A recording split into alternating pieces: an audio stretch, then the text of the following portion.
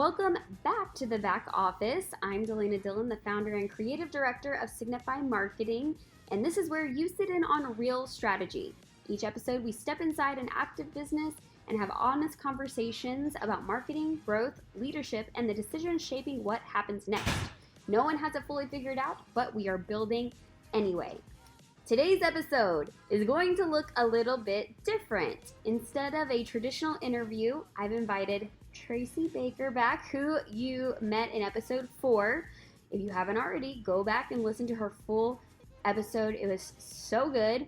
So she's going to sit in today as my co-host as we walk through a actual marketing strategy conversation. We're gonna work through some things. So today we're gonna work through a framework that I use to guide marketing decisions, both in my business and with clients. And so we're talking about the difference between reactive marketing and strategic marketing, and how business owners can stop guessing and start making intentional decisions about what they create and share. So if you have felt like your marketing is all over the place and just scattered and you're just throwing things and see what sticks, this is the episode, this is the conversation you need to be a part of. Tune in. So, Traci, have you seen this? Like, just this scatteredness of what people can easily fall into a market. And it's not because they're bad business owners. It's just a common thing. Whenever you are in the day-to-day, sometimes you're just trying to survive. And marketing is often the things that immediately goes on the back burner. Or copying someone else. True. Because you think they're successful. Yes, listen, we just talked about this off camera. You can't judge every business by how they're doing on social media. Mm-hmm.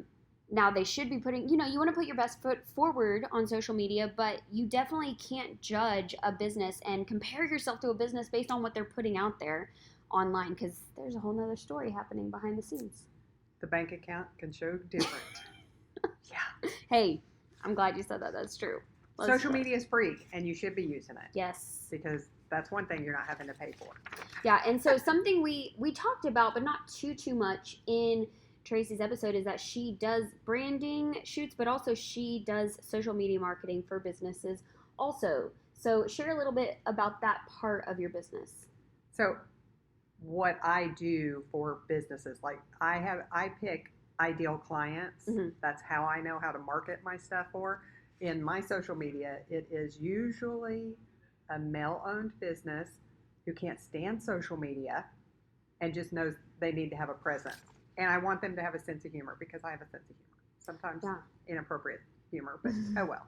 I love that you know exactly who you're marketing to, because that is like a superpower. It really is. Oh, yeah. It completely guides how you craft every caption, how you think about the post. Yes. Yeah, it changes everything. Yeah. If you don't have a target that you're putting out for, you're not going to attract any of them. So true. You're going to miss every time. Yes. Or you're going to attract the wrong clients. And there is such thing as the wrong client. Oh, yeah. Do you have any examples? You find that out the hard way. Yeah.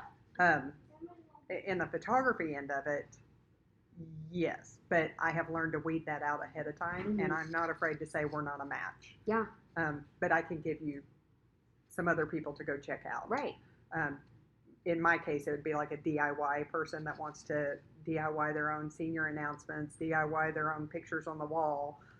That's not my client. Yeah. That's not who I'm looking for, because I would work extra hard to have them get the bare minimum that wouldn't even bring in an income for it. It's fine. There's no shame in saying, like, this is not my ideal client. Yeah. Now, and there's some industries where you have an ideal client, but you can cater, you can still serve other people, especially in more broad of industry. You are very focused and specific, and same with me in marketing. But there are definitely some businesses, like, for example, I was talking through DMs. We were talking on her episode about check your DMs. I was talking to a restaurant business through DMs, and I asked them, because they were kind of wanting to put together something marketing wise, and I asked them, I was like, okay, who are you trying to really target right now? They do nothing?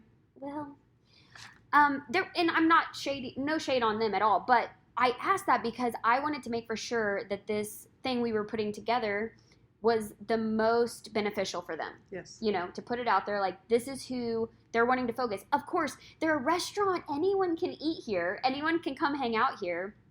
But I wanted to know who they were really wanting to target. What's your food attracting? Yes. Yeah. And the environment. Yeah. You know, they have an event space as well built into the restaurant. So, like, who are you trying to attract? And they kind of, basically, they gave me the answer of, you know, most everybody. And anybody that wants to spend money here. Yeah. And I've had that conversation with other businesses where I'm like, okay, who do you want to attract? And they're like, we think we can serve everyone. I'm like, yeah, you can serve everyone, but who, for your marketing, who are you targeting? These are the people that are going to like keep to see you, more come in. Yes, and going to keep you in business, like your bread and butter. Yes. Like on your website, you say on your website, what is your bread and butter? Yeah. You know, and then you say social media is my jam. I thought that was super cute. But you need to know that. And so I think that's why a lot of times people feel like their marketing is scattered. And then they can result in having a bunch of reactive marketing. Mm-hmm. Do you know what I mean by reactive marketing? Okay, yes. So speak to that. What kind of reactive marketing have you seen? I have seen with mine is someone just from a random comment, or they see it on someone else's post, and it's like, oh, okay, well, I'm going to market to that. Yeah. Let's talk about that. The negative. People are finding any type of attention is okay attention. So they try to be negative about it because they know that's going to cause more engagement on their post. Let's make somebody mad. Yeah. Yeah. I've seen that actually. Mostly from like individual content creators. Mm-hmm. They literally do things to invoke people to go to the comment section and go off. Any engagement wins. I know, because they're like, hey, I'm getting paid every time you comment. Yeah. But that's not what we want. That's not how we want to position our business. No. It's not how we want to position it. Okay, so let's talk about some signs that a business is guessing instead of strategizing. This is a judgment-free zone, right, Traci? Yes. Judgment-free. Yep. We're just trying to level up marketing. So, because I see this a lot. I see a lot of businesses maybe a few hours after they open, you can tell that they like are probably sitting around with nothing to do because there's no customers in the store, and they start making posts about, hey, we're open. Come by today. We're open from this time to this time. Or here's a vulnerable post. If you all don't support me, oh my word, I'm going to have to shut my doors. Oh, I know. I've seen those. Yes. And it's cringy. I'm sorry, it's cringy. And that's, to me, where someone saw it and saw the engagement that it got. So, how can I be vulnerable? Yeah. And get people to come support my business. Yeah, there is a business that I follow on social media, and it's not, the thing is, they don't post, I've seen that post from them. They didn't post it once, they post it every couple weeks. Yeah, I'm followed quite a few that were like that. Can I just say this? This sounds super harsh, but I'm a business owner and you're a business owner, so we can say it business owner to business owner because we're all in this grind together, right? Yeah. Nobody owes you their business. Nobody owes you anything. Yeah. Like, you're creating a product and a service and an experience, and if it doesn't speak to people, maybe it's not even that the product, the service, the experience is bad. Maybe you haven't framed it and strategized your marketing so they understand what they're getting. To attract and repel. You're going to attract some, you're going to repel some, and to know that there's always someone being repelled, no matter what. So quit worrying about that. You're just trying to attract the right people. The right people. And I think that sometimes we can get, especially with small businesses, like especially with brick and mortar businesses, sometimes our language, our messaging can make it seem like you owe us the support to show up and support small businesses. Yes. Listen, I'm all about supporting small businesses, but I also understand no one owes me anything. Yeah. I'm there to provide the best experience for them, the best service for them. And I understand that if they don't like it, they can go somewhere else. Exactly. I understand that. Exactly. And I think that it gives us a level of humility that I think every business owner needs, that We have to do our best to not just do the service and have the best product, all that, but to market it the best we can so that people understand the value they're getting, because you have something that's valuable. You have something that's worth supporting, but you have to let people know that. You have to show them that. And so we're going to dig into more of that also. But as you yourself work with photography clients, business owners, what do you see people doing when they feel stuck in their marketing? What do you feel like their go-to is? Run a special. Ooh. Run a special. Cheapen your prices. Yeah, that's true. To get more people in the door. That is very true. When you could be marketing ahead of time. Ooh, man. Yeah. I don't think I can get too far into that because I have too many examples of that. I think I got too many examples for that. Well, okay, so we're going to dive into this framework that I mentioned. This is something I shared on our social media, so if you don't follow Signify Marketing Social, give it a follow on Facebook, on Instagram, and on TikTok, but that's mostly for fun videos. But this is something I shared, but I felt like I posted it and I shared it and I was like, this is so helpful. I think it's helpful. But I think it needs more discussion. And so I knew Traci was the perfect person to talk through this with me some more. But this warrants talking through and walking through, because having a framework to use when making marketing decisions immediately makes your marketing more intentional and strategic. Like, you can have a bad plan, but if you have a plan, you're off that couch, baby. You're already going. Yes, you're already up and going. So this is just a quick framework as you're trying to figure out a marketing plan. And Traci plugs having a huge, ginormous calendar. A year at a glance. Yes. It needs to be a year at a glance. Yes. Now, I did try this year. I'm all about trying new things. I got the Jesse, what's his name? Spank's lady's husband, Jesse Seltzer, something like that. The big A. Yes. Big A calendar. Yes. Does not work with my brain. Really? Cannot, because the month is laid out horizontally. Okay. So every month, and it's light. It's hard to see. So I've had to actually get a dry erase and write the actual date on them. Yeah. Swift makes a calendar. It's like $70. It's like 5 feet by 6 feet, I think. It's on the wall. Mm-hmm. The best thing that you can do is put one of those up for a year, mark things on it, have your whatever. You will find where your slow months are. Yeah. And when it's your slow month, that's the time that you set all your marketing. Oh, that's so good. Yeah. Man, but here's the thing is you have to plan ahead for this. Yeah. You have to look at the year. And so what would you say for someone who's like, okay, we're in April right now. What if they were going to start trying to implement this now? What do you feel like they should do? Should they go ahead and just start from the beginning, or just go ahead and what do you think they should start with that? With the calendar? Yeah. Get the calendar? Oh, yeah. Heck yeah. And the way, like with photography, when you see something in a retail store happening, like all of a sudden Easter's gone, even though it's this weekend. Right. Easter's gone. Yeah. What season are they starting on? That's where you should be already heading into it. So you mark it on your calendar ahead of time. Yeah. 8 weeks before, I need to start taking pictures that are with this season. Yes. So that you have it. Yes, that's so good. And with your branding, she does branding photo shoots. You do that as well, because I know you've told me before, like in the summer, you could be shooting fall and winter. Yes. And so they're out there sweating. I did mine in July in downtown Tulsa in a sweater. Yeah. Dripping. But you got to plan ahead. Yeah. That was hot the time, coffee. Yes. And that was the time when you had to plan ahead for that. So that's when you needed to execute. Yeah. Okay. So step one of this framework, when you're up facing to strategize your marketing, step one is to figure out what is the actual objective. What are you actually trying to do? Because if you don't lay this out, you don't know if you were successful, because after you execute any marketing thing, then you have to go back and be like, did this work? Was this effective? Do we want to do this again? What changes do we need to make to it next time around? So first thing, what is the objective? Do we need more visibility? Do we need more engagement? Those are not the objectives.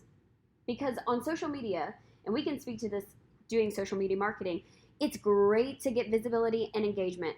But if those don't convert into sales or into some other deliverable that you are looking for, then it's kind of pointless. People love going viral, But I think people would like sales more. I have no desire to go viral. No desire. No. They can't handle you. No, I just, no, it's too much work. Who would, no. Like, as long as I'm doing what I love doing, I don't want to have the extra stress. Yeah. So ultimately, it's great to get, like you said, those heartfelt posts that we saw coming out, especially at the beginning of the year. Did you see a lot of businesses putting those out? A lot of restaurants. Yeah. They got crazy engagement. But what I would be interested to see is, honestly, they probably did get an uptick in sales like that first month, but like, did that sustain? Yeah. And then they try it again and it's a flop. Yeah. Yeah. And then people get put out because it's like, you're always complaining. You have, you want to make sure that people are not getting, it's not buyer's remorse, but it's the, where I feel guilty when I heard a business went out. Yeah. Because I wasn't able to support them like I did. Yeah. And I was like, I can't do it for every business. Right. And not every business is the business that's going to cater to what you need. Exactly. So it's important to kind of frame out what is the objective, because when marketing feels scattered, then the objective isn't clear. What are you wanting? What's the move you're wanting to lead people to? So we can when the objective is vague, people are like, okay, what do you want me to do? Visit your website, come to your store, share this post. Call to action. What do you want me to do? Because there's a lot of posts that, here's the deal, is sometimes you're just making a post and you don't feel like, well, this is just to make a post. Then it means it's useless. Yeah, you wasted your time. Nobody needs more noise. You could have went and baked cookies. Yeah. If it doesn't have a reason to go out, then it was pointless. And that becomes the more you do that, the more people start tuning you out. Mm-hmm. Because what you're posting, what you're putting out there isn't relevant to them. It's not informative. It doesn't give value. It's not interesting. And I know some people love to just put out entertaining, but honestly, if it's entertaining but has no value, just cut it. Yeah. If it's entertaining. Entertaining is more for, I would say, in your stories. Yes. That brings your personality out in the stories. Yes. And people can tap on through. Yeah. I've always said about slow scroll.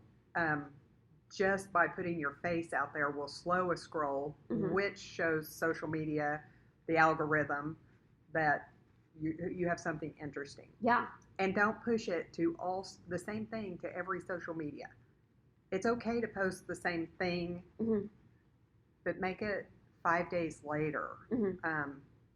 Here's my example. Yeah. Most people, when they're on social media, they're scrolling. Mm-hmm. Here's my post. They see it. They engage with it. Then they shut out of that, say Instagram, and then they pop open Facebook. Well, because of that, with their connection, it automatically shows that same post if I pushed it there. Mm-hmm. What's going to happen? They've already seen it, so they're going to swipe quicker. Yeah. So that's telling the algorithm on Facebook that it wasn't worthy. Mm-hmm.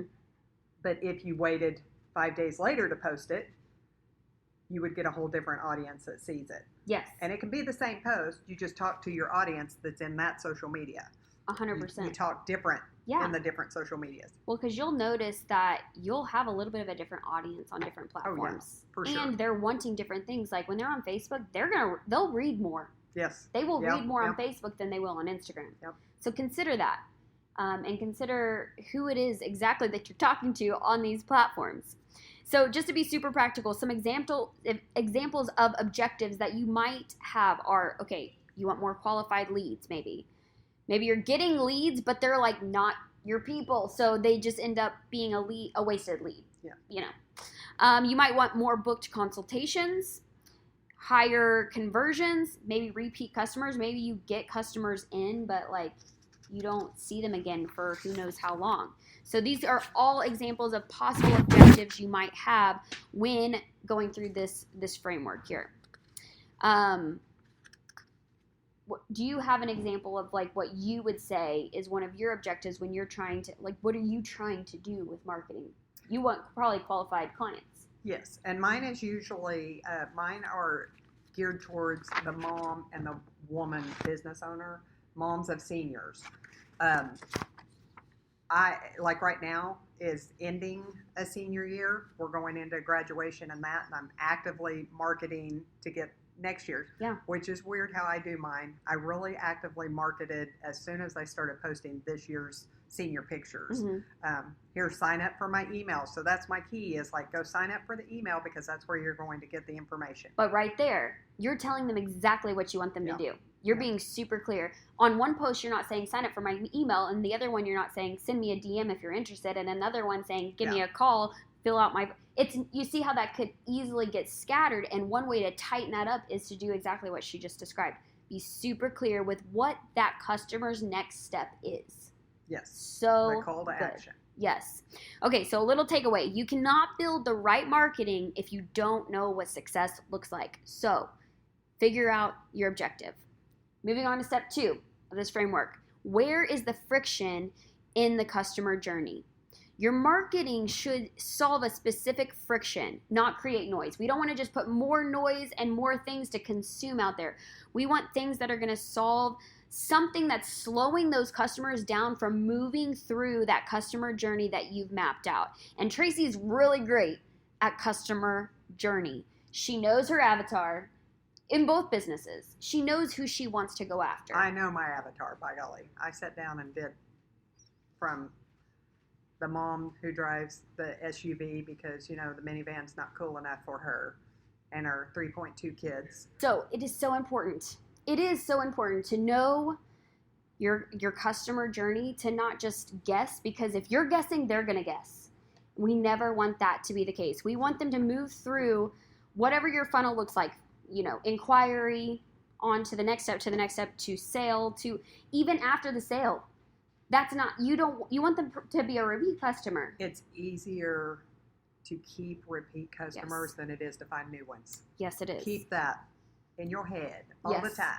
Yeah, so much cheaper. So different problems require different solutions. So there could be a couple things that you might experience. And I know for me in the marketing area, some of these things, I can have the best strategy, but some of them even go beyond marketing to their customer experience. So some different examples of problems you might be having in your customer journey is maybe people are discovering you, but they're not converting. So let's say you're looking at your website your analytics on your website, your social media click-throughs, all these things that you can look on stories, and who's clicking links, who's filling out forms, and they open it, they might click the link, they might go to the form, but then they're not converting.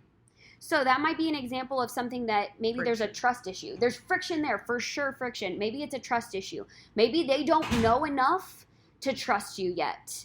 And so maybe then you would strategize some marketing around who we are, what we believe, how we do things, the value that we offer. So that's kind of how you could strategize towards eliminating that friction.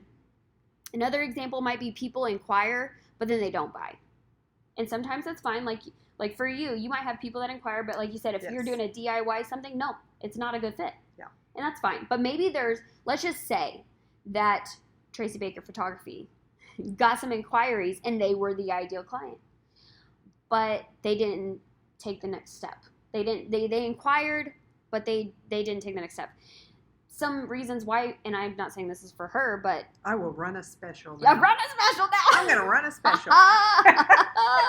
That's reactive marketing, friends. Yes. Yeah. So maybe there's some clarity. Maybe they didn't understand, okay, how much is due now? How much is due later? Which I know she has a very strong process of explaining all of that.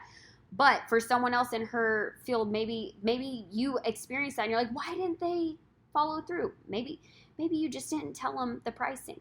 Also, know that there are 7 touch points. So 7 interactions before they do follow through. Wow. So keep that in mind. Not just because they ghosted you one time, follow up with them. Yes. Hey, I saw that we messaged. Is there anything else that I can do? It needs 7. Go check out their Facebook page or whatever, see what they're posting, and then do you have something along that line that would go towards them? Yeah. They ask on their Facebook page, does anybody know any family photographers? Well, okay, they ghosted me and they're looking for family photography, so should I post some pictures of family photography? Maybe they think I don't do family photography because I post so many seniors. And that's what I mean, I do family photography, but it's really for my seniors. Yeah. for their families. Yeah, and way longer previous clients. Yeah, for sure. So that's such a great practical example of that. If you have people who buy once but never return, maybe they had a bad experience and you should reach out. Yeah, and sometimes you find out they just can't afford it. Yeah. That's why. And don't apologize for your pricing. No, absolutely not. And the fact that some of those people that know they can't afford it are some of your best marketers. Yeah. They will still throw your name out there. Oh, go check out Traci. I've never used her, but oh my gosh, they're some of your best ones. Yes, 100%. So those are all really important things to figure out what is stopping these leads from moving through this customer journey. Step 3, moving on to step 3. What message actually moves someone forward? What message is actually going to take this person further in their customer journey? So the best kind of marketing removes uncertainty.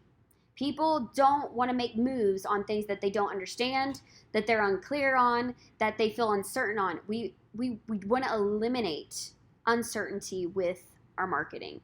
So at this stage, the question becomes, what does the audience need to understand before they're ready to act? For you, what are some of those things? Well, I don't know. well, definitely who you work with, mostly seniors. Yes. And their families, and that's what you mostly do. They need to know there's a deposit due up front. And to have a system, once somebody even makes contact with you, you should have a system with what you're saying to them. Yes. If they are price shopping in my industry, I don't give the price right off the bat. I will say an average, the average client spends. I do the same thing. But can I let you know what all is involved? Yeah. Because there's so much more than we're showing up, taking pictures, and you get the digitals and go home. Yes. And I do the same thing also because it's hard for you in some industries, it's hard for you to really know what that customer needs right at that point. Because you need to dig into what, especially for in my industry, like you need to know like where they're at, what problems are they trying to solve. And so you kind of need to, if you have it planned out, what you're going to say, how you're going to ask the right questions. So mine, like if they contact me for a senior, I need senior pictures for my child. I have set questions. It's like, okay, what school are they graduating from? Because if it's too far off, then you cut off at that point. It's like I have some photographers in that area. But it can also be, is it a male or a female? Because that's completely different. Their idea is, I need a 30-minute, $200 session. In this process, you're going to get that stuff figured out. Yeah. And don't just cut them off if they're not your client. You can suggest other people. Yes. And that shows that you are a person that wants to offer value. Yeah. And I have people that haven't come back. They haven't used me, but they come back and ask me questions. Yeah. What would I look for in a wedding photographer? It's like, okay, well. Let me give you my list. Yes. Yes. So some possible message types. So types of messages that help eliminate uncertainty. One could be education. That's huge. No matter what industry you're in, you need to educate people on what you do, what you offer, maybe even beyond that, like things within your industry that people are interested in. And I think sometimes people think people just aren't interested. They're interested. Yes. If they're following you, they are interested. Yeah. So share, educate. Proof, that would be like testimonials, before and afters, stories. So the proof. One I just did this morning was made a reel. Hasn't been posted yet. But when I deliver announcements in their product, like last night I went to their home because I had to hang the collage. And I just get a quick, what you call B-roll of her opening the announcements and her expression of it. Are they always ideal? No, but she was mad because she didn't know this was going to happen and she was not all frou-frued up for it. But that's a very easy, if I keep posting that, the other one of the moms crying at the image reveal, they know. So people come back to tune in. If they know I've had an image reveal, we're going to see if the mom did it. What's Traci's percentage of the crying mom? Has that repelled some people because they don't want to be crying on camera? Absolutely. I'm sure it has. I love to watch. But I haven't had any issues with it. Not going to lie. I like to watch it. Yeah. It's sweet. It's even better when the senior cries too. Yes. Because that's the tough one. So sweet. Another thing, so education, proof, it also clarity, posts that just bring clarity. This is what you need to know. Everything you need to know. Some people are planners. They need to know what to expect, where to go, where to enter. I mean, if you're a storefront, okay, show your front door. There's so many. This is crazy. So many businesses don't show their front door. Oh, that drives me insane. Thank you. Yes. How to get there. You can have it on Google or Maps, and it still doesn't show it. It's like, where am I supposed to park? Where? How do you get into your building? Well, because sometimes you'll see the inside of a building and you're like, oh, you have in your mind that it's going to be one way, but then you see the outside and I'm like, wait, is this it? Because this looks so different from... Yeah, or parking is really bad in that area and you've got to park 2 blocks away and you don't know what the building is that you're trying to get to because your little thing will just go, you have arrived. I have. Where? I don't see anything. Yes. That is so easy. Like literally post a picture of your business if you're a storefront, post an outside picture of your business. And also message types could be confidence. So an inside look in action, showing even some of the behind the scenes. So showing some of that behind the scenes shows the process of whatever product you have. I love seeing it, even like in industries such as like manufacturing. I love seeing things get put together. It's so cool. I did a collaboration with my town of workers of Wagner. Yeah. And I got to go around to all these. We have the shopping cart. UNARCO is in Wagner. Not at all what I thought it was going to look like inside there. Yeah. They're traveling along the ceiling. It was crazy. I was just fascinated. But it's cool, and people like seeing that. And do you know that they have robots that I couldn't video anything around the robots because they're top secret. So it's a very Willy Wonka. Very Wonka-fied. Well, maybe some sneak in some private. No, I'm joking. Don't do that. They have fencing around it. Don't do that. Last and final step. We'll talk through step 4. What format best delivers that message? So this step kind of connects marketing to psychology, and you kind of touched on it earlier of even just across platforms. But the content format should serve the message, not the other way around. Sometimes. And some of this might come with like following trends or copying something you've seen, but we need to make for sure that the message we've strategized, we've worked towards, this is the message we need to get out there. What's the best format to do that?